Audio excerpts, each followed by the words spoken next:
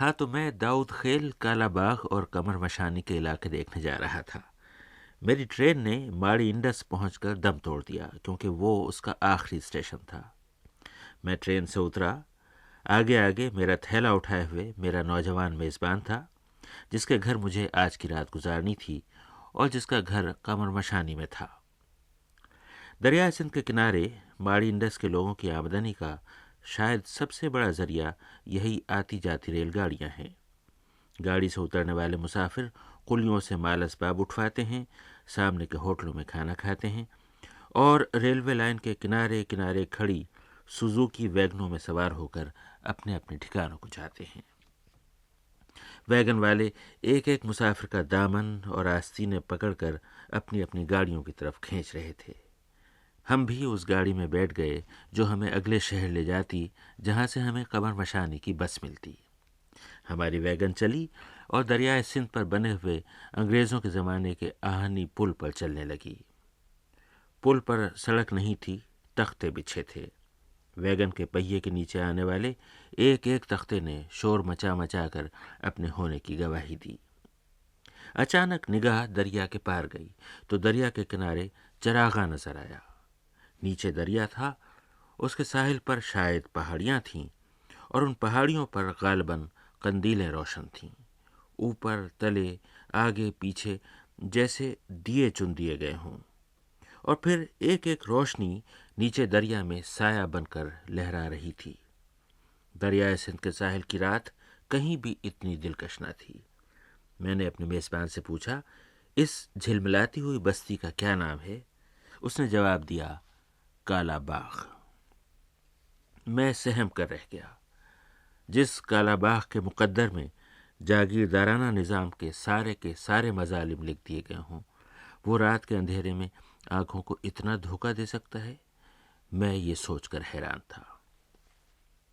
ہماری ویگن دریا پار اتر گئی اور اونچی نیچی سڑکوں پر دوڑتی ہوئی ایک قصبے میں رک گئی۔ اچانک ویگن کا کنڈکٹر شیر کی طرح چنگھاڑا، گاڑی اس سے آگے نہیں جائے گی۔ بڑی تحکمانہ آواز تھی اس کی۔ ویگن کا کنڈکٹر نہ ہوا، علاقے کا جاگیردار ہو گیا، اور غضب یہ ہوا کہ سارے مسافر سر جھکا کر اتر گئے۔ نہ کسی نے شکایت کی، نہ کسی نے احتجاج کیا۔ حکم مانتے مانتے بیچاروں کی گردنیں ہل میں جتے ہوئے بیل جیسی ہو گئی تھیں۔ اب ہم سڑک کے کنارے کھڑے ہو کر کسی دوسری گاڑی کا انتظار کرنے لگے۔ میرا میزبان ہر ویگن کو ہاتھ دکھا کر رکنے کی درخواست کرنے لگا۔ کچھ دیر بعد ایک ویگن رکی۔ ڈرائیور نے اتر کر پچھلا دروازہ کھولا اور تمام مسافروں سے کہا، بیٹھ جائیے۔ میں بھی سب کی طرح سر جھکا کر ویگن میں سوار ہو گیا، مگر اس بار ڈرائیور کے حکم کی تعمیل نہ کر سکا، یعنی بیٹھ نہ سکا۔ وہ مسافروں کو نہیں، مویشیوں کو لانے لے جانے والی ویگن تھی۔ اس کے اندر بیٹھنے کی نہیں، صرف کھڑے ہونے کی گنجائش تھی۔ جی چاہا کہ چاروں ہاتھ پیروں پر کھڑے ہو جائیں، اور گوبر کی بو کی طرف سے اگر ناک نہیں پھیر سکتے تو کم سے کم آنکھیں تو پھیر ہی لیں۔ ذرا دیر بعد وہ قصبہ آ گیا جہاں سے قمر مشانی کی بس ملتی ہے۔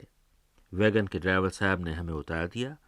ہم نے کرائے کی رقم دینا چاہی، انہوں نے لینے سے انکار کر دیا۔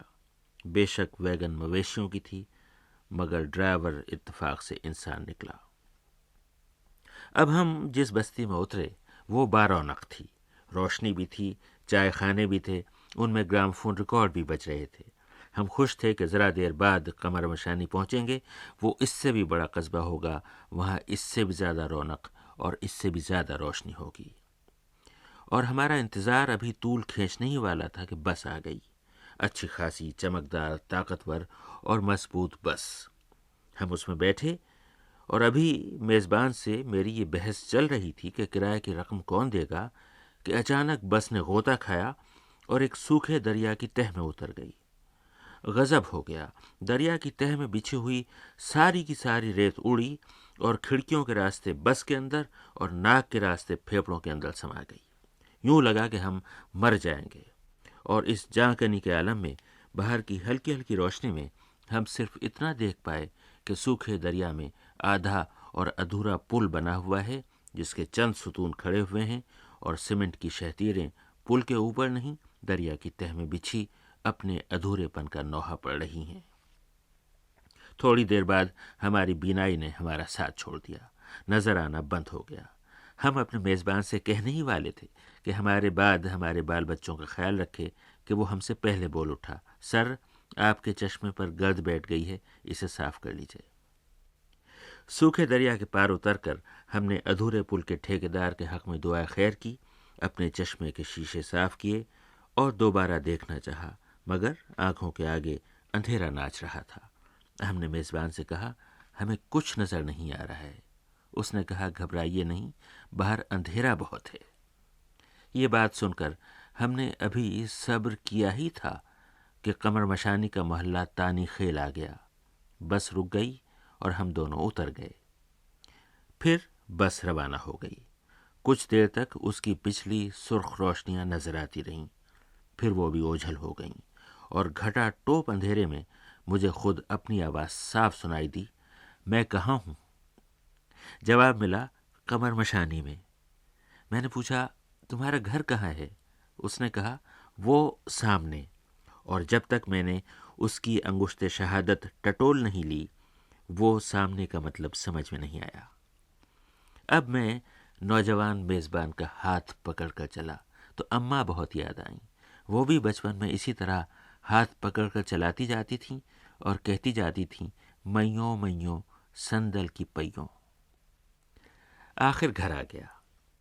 دروازے پر دستک دی گئی، سارے گھر والے دروازہ کھولنے آئے۔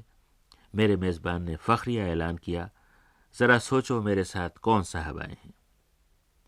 پھر ہمارا تعارف کرایا گیا، اس کے بعد منہ دھلایا گیا۔ کاش یہ عمل اس کے برعکس ہوتا۔ باقی قصہ اگلے ہفتے سناؤں گا۔ اب اگلی صبح کا احوال سنیے۔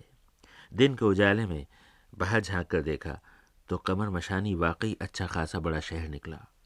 بینائی لوٹ آئی تھی، چنانچہ اب تو میں بھی دلیر بن کر نکلا اور ذرا ہی دیر میں شہریوں میں گھل مل گیا۔ میں اہل شہر سے تاریکی کی شکایت کر رہا تھا۔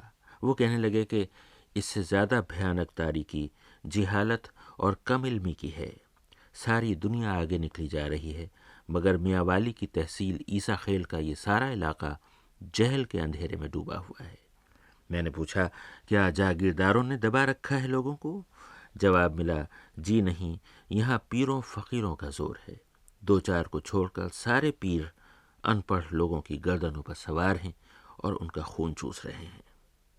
قمر مشانی کے بڑے بااثر تعلیم یافتہ اور روشن خیال بزرگ عبدالغفور خان صاحب سے یہی پیروں فقیروں کی باتیں ہو رہی تھیں۔ میں نے پوچھا، آپ فرمائیے کہ پیر اس علاقے میں کتنے مؤثر ہیں، ان پر عوام پر؟ میں مختصر لفظاً یہ رد کر سکتا ہوں کہ ہم پیر کو روشن ضمیر کے لقب سے ہمیشہ یاد کرتے ہیں اور ان کا نہایت ادب اور احترام کرتے ہیں، لیکن جو زمانے کے پیر اور روشن ضمیر تھے ان کی جگہ بدل کر پیر تاریک ضمیر پیدا ہو گئے ہیں۔ عبدالغفور خان صاحب یہ باتیں کر رہے تھے کہ ان کے نوجوان اور ہونہار بیٹے عبد الرحمن خان نے، جو اپنے علاقے میں ببلی خان کے نام سے مشہور ہیں، کچھ اور داستانیں سنائیں۔ ایک پیر کے کہنے پر اس کے مریدوں نے کسی کے حق میں دعائے خیر کی تھی۔ بعد میں پیر کی نیت بدل گئی اور وہ دوبارہ اپنے مریدوں کے پاس پہنچا۔ اور ایک مرید نے تو اس حد تک کہا، جی پیر صاحب آپ جو اس وقت آئے ہیں ہم کیا کر سکتے ہیں، ہم نے تو دعا خیر کہہ دی ہے، دعا خیر بھی ٹوٹ سکی ہے۔ تو اس نے یہ جواب دیا کہ پاگل، اگر مرشد کہے تو نکاح ٹوٹ جاتا ہے، دعا خیر تو کچھ نہیں ہے۔ یعنی کہ اس حد تک یہ لوگ غریبوں کو بیوقوف بناتے ہیں۔ اسی طرح ایک دن میں خود بیٹھا ہوں، میرے سامنے ایک بالکل بوڑھی غریب عورت آئی ہے، اس کے کپڑے پھٹے ہوئے تھے۔ اس نے 10 روپے اس کو نکال کے دیے ہیں اور اس نے قبل تو کر کے جیب میں ڈالے ہیں۔ میرے خیال تھا کہ وہ اتنی غریب ہے کہ اس نے 10 اس کا دل رکھنے کے لیے لیے ہوں گے، لیکن 150 اس کو دے کے جائے گا، لیکن نہیں، یہ 10 اس نے لے لیے اور اس کے پاس 2 روپے اور پڑے تھے جو نیچے گرے ہیں، تو وہ بھی اس نے جب یوں دیکھا پیر صاحب کی طرف تو پیر نے اشارہ کیا، وہ بھی اس نے اٹھا کے دے دیے۔ ببلی خان کہنے لگے کہ یہاں پیروں میں بنے شکنی کا رواج عام ہے۔ بنے شکنی کی اصطلاح میں نے پہلے کبھی نہیں سنی تھی۔ میں نے پوچھا، یہ بنے شکنی کیا ہوتا ہے؟ بنے شکنی آپ کے ہمارے مذہب میں حرام ہے. وہ رقبہ جائیداد کسی اور کی ہوتی ہے, آپ نے زوری پہ قابو کی ہوئی ہے اور اس کو کھا رہے ہیں, اس کو اس کا کوئی کرایہ یا کوئی اس کا آدھا حصہ یا بٹائی نہیں دیتے, جو زبردستی کھاتے ہیں. اور یہ پیر ایسے ہیں جو بنے شکنیاں بھی کھا رہے ہیں. میں نے عبدالغفور خان صاحب سے پوچھا کہ کیا کبھی یہ بھی ہوا کہ کوئی دشواری درپیش ہو اور اسے دور کرنے کے لیے کوئی پیر دستیاب نہ ہو اور آپ کو کوئی فرضی پیر بنانا پڑا ہو؟ جی ہاں, میری اپنے وقت دور میں ہوا سن 1964 میں, جب اب مسلم لیگ کی پہلی الیکشن تھی. عبدالستار خان سن 46 میں الیکشن تھی. عبدالستار خان نیازی کینڈیڈیٹ تھا. ہم نے بڑی کوشش کی کہ ہمارے علاقے میں پیر آ کر کوئی ہماری امداد کرے اور ہمارے اپنی بزرگی کی کرامات دکھائے, لیکن ہمیں کوئی پیر دستیاب نہیں ہو سکا, کیونکہ سب پیر اپنے ہائر ہو چکے تھے. وہ رجاء ٹیوانے کی جو حکومت کے دور میں, تو ہمارے پاس کوئی پیر دستیاب نہ ہوا. لوگ مجبور کر رہے تھے. ہم نے ایک اپنے دوست انور بابری کو, جو موچی دروازے کے رہنے والے تھے, خاندان کے چشتی تھے, ان کو ایک اچھا عمدہ کوٹ قابلی پیروں والا پہنا کر, پگڑی اس کے سر پر سفید باندھ کر, اس کو ہاتھ میں تسبیح دے کر اس کو آگے چلانا شروع کر دیا. پیچھے ہم اس کے مرید بن گئے. جب مرید بنے تو جہاں ہم جاتے تھے تو وہاں اس کو اعلیٰ درجے کی نشست پر بٹھا کر ہم دست بستہ اس کے سامنے بیٹھ جاتے تھے. لوگ پوچھتے یہ کون ہے, تو ہم کہہ دیتے تھے یہ پیر صاحب گلبرگہ شریف ہیں, جو حیدرآباد دکن سے ہے. یہ خاندان سب پیروں کے پیر ہیں, کہ پیروں کی اہمیت کے نام کو یہ نہیں پوچھتے اس کے اندر کون ہے, اس کے لبادہ میں کون آیا ہوا ہے, پیر ہے یا بھنگی چرسی ہے, کیا ہے, کون نہیں ہے, یہ نہیں پوچھتے. وہی لبادے کو لوگ دیکھتے ہیں. چنانچہ ان پیر صاحب کی کرامات پھر نظر آئی بعد میں؟ بالکل ہم کامیاب ہوئے. نیچے عبدالستار خان نیازی کو کامیاب کیا, اوپر فیروز خان نون تھا, اس کو ہم نے کامیاب کر لیا, اور بڑے شوق سے مسلم لیگ کو کامیابی کے درجے میں پہنچایا. اور اس علاقے میں جب مسلم لیگ کا نام نہیں تھا, مسلم لیگ کو انٹروڈیوس کیا. آج تک میں مسلم لیگ میں ہوں, لیکن اس کے بعد میں کسی کا نہ مطالبہ کیا ہے, نہ مسلم آپ کو میں ڈکلیئر کیا ہے کہ میں کون ہوں. یہ تھے قمر مشانی کے عبدالغفور خان صاحب, اور یہ ہیں اس علاقے کی ضلع کونسل کے وائس چیئرمین عطا اللہ خان صاحب, جنہیں علاقے کے باشندوں نے ووٹ دے کر اپنا نمائندہ مقرر کیا ہے. عطا اللہ صاحب سے ملاقات ہونی تھی کہ میں نے اپنا دفتر شکایات کھول دیا. کیسے نمائندے ہیں آپ اس علاقے کے؟ دریا پر پل ادھورا پڑا ہے, قمر مشانی کی سڑکیں تاریکی میں ڈوبی ہوئی ہیں, یہ کیوں ہے آخر؟ انہوں نے دھیرے دھیرے ساری بات سمجھا دی. اس بات کی تہ میں بھی وہی جہالت تھی. لوگ دھڑے بندیوں کا شکار ہیں. ایک کوئی اچھا کام کرنا چاہتا ہے, دوسرا جا کر سارا کام بگاڑ دیتا ہے. میں نے عطا اللہ خان صاحب سے پوچھا کہ راستے کے دریا کا پل مکمل کیوں نہیں ہوتا, وہ ادھورا کیوں پڑا ہے؟ وہ پل بھی پھر وہی سیاست آ جائے گی, اسی سیاست کا شکار ہے.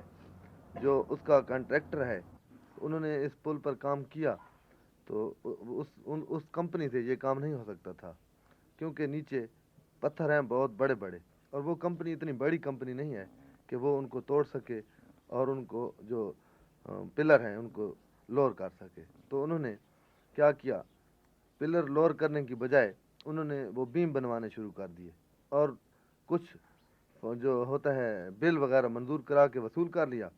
باقی جب محکمہ ہائی وے نے ان کا ٹھیکہ کینسل کیا تو انہوں نے پہلے ہائی کورٹ میں ریٹ کرائی. ہائی کورٹ سے جب وہ خارج ہوا ہے, پتہ نہیں ان کے حق میں ہوا ہے یا ہائی وے کے حق میں ہوا ہے, یہ پتہ نہیں. پھر اب سپریم کورٹ میں چل رہا ہے, اور پتہ نہیں سپریم کورٹ میں 1 سال چلتا ہے یا 10 سال چلتا ہے. اب سپریم کورٹ کی مرضی ہے, جب بھی وہ فیصلہ دے دے اس کے بعد یہ پل بنے گا, اور ہمارا خیال ہے شاید یہ 8-10 سال تک نہ بن سکے. عطا اللہ خان صاحب سے میری دوسری شکایت بہت سخت تھی, سڑکوں پر اندھیرے کی شکایت.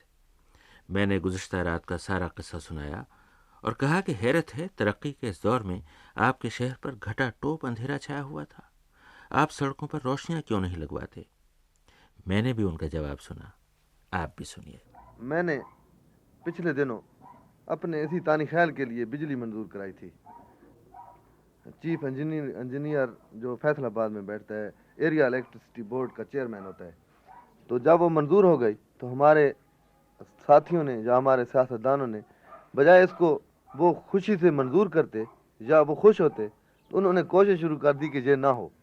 یہ ہے ہماری سیاست اور بڑی کوشش کے باوجود وہ 85 میں منظور ہوئی ہے اور اب 88 ہے اور آپ دیکھ رہے تھے کہ قمر مشانی اندھیرے میں ڈوبا ہوا تھا اور کھمبے پڑے ہیں.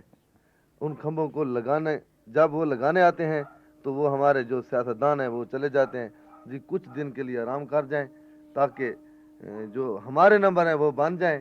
جب ان کے نمبر بننے کا وقت آتا ہے تو وہ ٹھیکیدار ہوتا ہے جب وہ کہیں بھاگ چکا ہوتا ہے پھر سال 6 مہینے اور گزر جاتے ہیں اور پھر دوبارہ جب وہ آتے ہیں تو پھر یہی ریکویسٹ ان کی ہوتی ہے. اور ابھی تک بہرحال آپ کو میں یہ یقین دلاتا ہوں کہ کھمبے پڑے ہیں اور قمر مشانی اسی طرح تاریکی میں ڈوبا ہوا ہے.